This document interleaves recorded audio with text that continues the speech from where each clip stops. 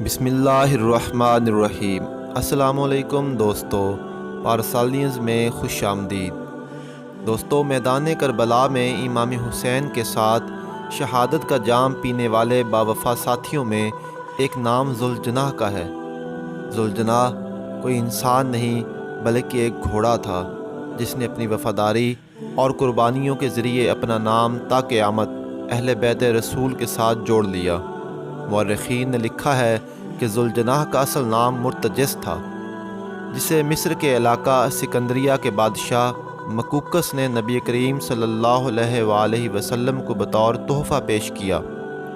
آپ صلی اللہ علیہ وآلہ وسلم نے اس گھوڑے کو قبول کیا اور اسے حضرت علی کو دے دیا، جبکہ بعض اہل علم ذوالجناح کو مقدس گھوڑا خیال کرتے ہیں جو جنت کی سواریوں میں سے ایک سواری ہے، اور اللہ کے نبی کے لیے اسے آسمان سے نازل فرمایا گیا، جس طرح حضرت سلیمان علیہ السلام کو گھوڑے عطا کیے گئے جن کی پیشانی پر چمکدار سینگ ہوا کرتے تھے اور ان کے پر بھی ہوا کرتے تھے جس سے وہ اڑتے تھے۔ بعض اہل علم نے لکھا کہ ذوالجناح کوئی عام جانور نہیں بلکہ ایک جن تھا جو اللہ تعالیٰ نے اہل بیت کی خدمت کے لیے بھیجا تھا، اور شہادت حسین کے بعد وہ واپس لوٹ گیا۔ بعض مورخین نے لکھا کہ ذوالجناح کا سلسلہ نسب حضرت اسماعیل علیہ السلام کے گھوڑے کی نسل سے ملتا ہے۔ ذوالجناح کی پرورش حضرت علی رضی اللہ تعالی عنہ نے کی۔ اس وقت امام حسین بہت چھوٹے تھے اور آپ ذوالجناح کے ساتھ کھیلا کرتے تھے۔ ایک دن امام حسین ذوالجناح کی گردن اور چہرے پر ہاتھ پھیر رہے تھے، اور ذوالجناح بار بار اپنا سر امام حسین کے قدموں میں جھکاتا تھا۔ جب نبی صلی اللہ علیہ وآلہ وسلم نے یہ منظر دیکھا تو آپ نے ذوالجناح امام حسین کو دے دیا، اور پھر یہ گھوڑا امام حسین کے پاس ہی رہا۔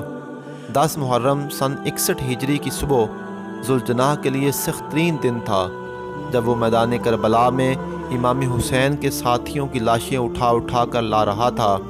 ایک لمبے سفر اور پیاس کی شدت کے باوجود ذوالجناح نے بہادری سے امام حسین کا ساتھ دیا، مگر سورج کی تپش بڑھنے لگی اور یہ وفادار گھوڑا اب تھک چکا تھا۔ اس نے کئی یزیدی سپاہیوں کو موت کے گھاٹ اتارا تھا، اور زخموں سے اس کا جسم انتہائی دردناک صورتحال میں تھا۔ جب امام حسین ذوالجناح پر سوار ہو کر آخری دفعہ کربلا کے میدان میں نمودار ہوئے تو چاروں طرف سے تیروں کی بچھاڑ ہونے لگی، اور آخرکار ذوالجناح نے اپنے امام کے خون سے اپنی پیشانی کو سرخ کیا۔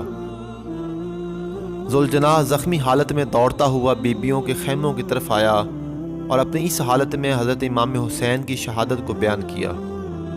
ناظرین، ذوالجناح امام حسین کی شہادت کے بعد کدھر گیا، اس کے متعلق بہت سی متضاد روایات ملتی ہیں۔ کچھ روایات کے مطابق اہل بیت کی خواتین ذوالجناح کے چاروں طرف جمع ہو گئیں اور رونے لگیں۔ اسی دوران ذوالجناح غائب ہو گیا۔ بعض نے لکھا کہ وہ دوڑتا ہوا نہر القماء کی طرف گیا جہاں حضرت عباس شہید ہوئے تھے۔ وہ اس نہر میں داخل ہو کر کہیں غائب ہو گیا۔ بعض نے لکھا کہ وہ صحرا میں نکل پڑا اور پھر کہیں نہیں دیکھا گیا۔ ایک گروہ کا عقیدہ یہ بھی ہے کہ امام مہدی کے ظہور کے وقت ذوالجناح کی دوبارہ آمد ہوگی اور وہ امام مہدی کی سواری ہوگا۔ ناظرین، انشاءاللہ ہم اپنی اگلی ویڈیو میں حضرت علی رضی اللہ تعالی عنہ کی شہادت کے اسباب کو بیان کریں گے۔ ہمارے چینل کو سبسکرائب کیجئے تاکہ ہماری ویڈیوز آپ تک بلا تعطل پہنچتی رہیں۔ شکریہ۔